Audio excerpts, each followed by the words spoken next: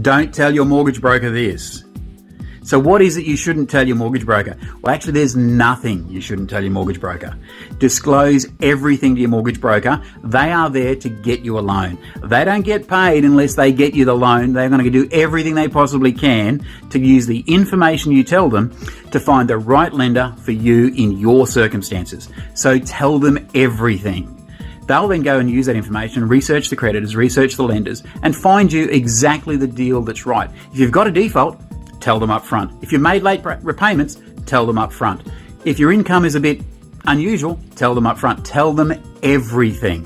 When they have the information, they can use it effectively. For goodness sake, don't tell them just what you think they want to hear. Mortgage brokers have heard every story under the sun, and they've learned to work with that information to find you the right lender. Do yourself a favour, tell your broker everything. If you've got a default, talk to MyCRA Lawyers.